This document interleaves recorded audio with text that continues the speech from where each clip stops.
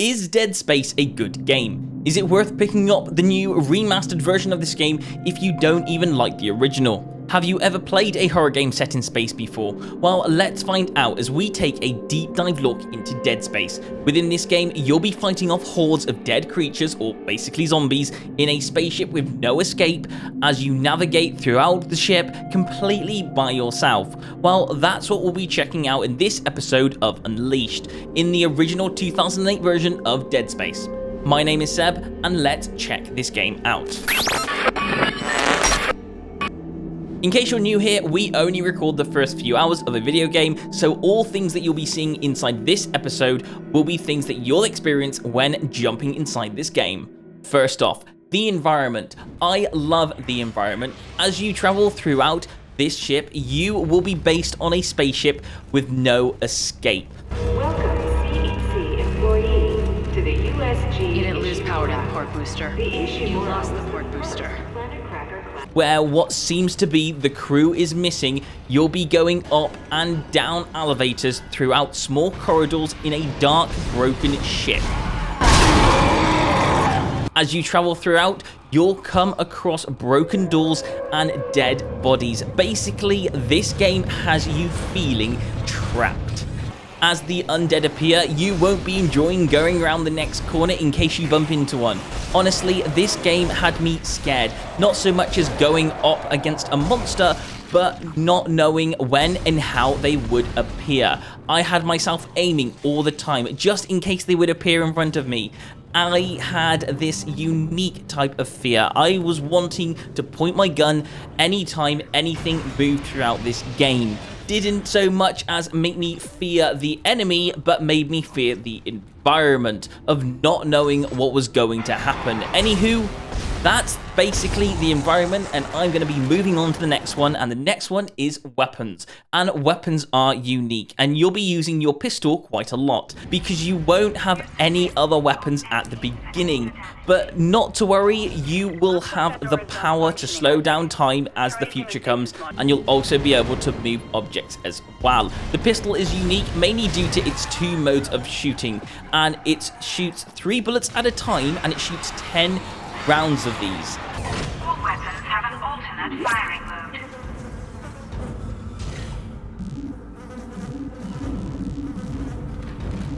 There is loads of ammo throughout this ship, so you won't be running out of ammo anytime soon as long as you keep searching. But all around for this pistol, it made me feel very powerful. With knocking and defeating the undead within 1 to 2 hits, this is an incredible weapon to add into your arsenal. Yes, this pistol is quite amazing, and in fact also all the guns are quite amazing because they're all very unique, and especially the rifle that you get later on is also quite unique in its own special way. Anyway, moving on. Next up is the infected, or better known as the reanimated creatures. Yes, it is what it sounds like. You'll go through this game fighting these reanimated creatures with these weird claws trying to lay a hit down on you. Throughout the beginning of this game, you'll be up against 2 main types, which will both want to chop you in half. And these things look ugly. They look like completely dismantled humans, completely torn apart, and they will crawl and chase after you. Honestly, I have no words for these. And what's worse, you'll enter a room and you'll get there and you won't see anything there. You won't see any of these creatures because you'll begin to hear sounds. They'll rattle throughout the ship, and then eventually they'll crash in. There'll be some in front of you, there'll be some behind you, and they will run up and sprint at you. These horrible looking infected are just a nightmare to deal with, and I absolutely hate them. They're not hard to kill, but they're just horrible to look at, and they're horrible. Anyway, moving on. Next up is the interactive map settings, and this game will be heavy on the maps. And you have 2 main ways to navigate within this world. First off, you have a way marker, which will be a clue. It will guide you with a line on the floor that you can follow, and you also have a 3D interactive map. And the 3D interactive map is really cool as well. It will give you a 3D map so you can plan, you can know what direction you're heading in and what direction you're going to be heading in. I really found the 3D map helpful and I use this quite a lot on my playthrough. And my only thought when using this map feature is, why can't more games like these cool interactive maps, why can't they be in more games, more futuristic games? I'm talking to you, Starfield. Overall, these map features helped me get around the map with ease, right? So there you go, it's easy to navigate in this game. That's a bonus, right? Anyway, moving on. And one of the main parts that I have about this game that I absolutely love and hate at the same time is the solo horror feeling. This game quickly introduces you to your friends, your teammates, and then immediately separates you from them. I mean, they put these characters in there to what I believe is just heavily putting them in there for story reasons only, which is a really nice way of telling you a story.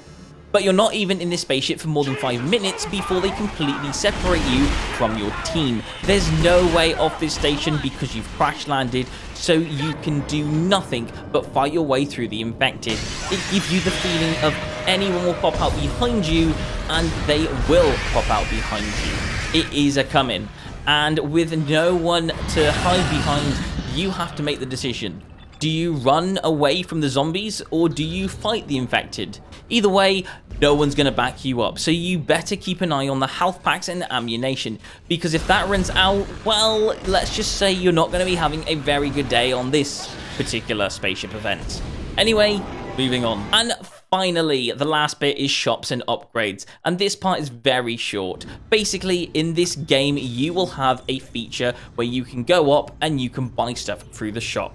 Throughout this game, you will be finding credits that you've got off of the infected that you have killed. You'll also be able to use upgrade points, so collect as many as possible. So by doing that, you will be able to, at certain points in this game, upgrade your weapons, and at some points as well, you'll be able to buy stuff in the store. You'll be able to equip guns, you'll be able to equip even better guns, and you'll be able to equip and get better armor as well. In this game, I found a rifle, and I thought, well, why not? Let's just use that rifle for the majority of this game, because if I've got a rifle in a game of zombies, I am so using it. Anyway, that's that. So tell me, what do you think about this game? Will you be getting it? Will you now be considering getting the new one? Are you into horror games? Tell me down in the comment section below. Anyway, if you want to find out more about this game, the prices are on screen now, and the links are in the description. It sells for around £15 to £20 or $15 to $25. Anyway, thank you for watching, and I will catch you in another episode of Jump Inside Games. Goodbye.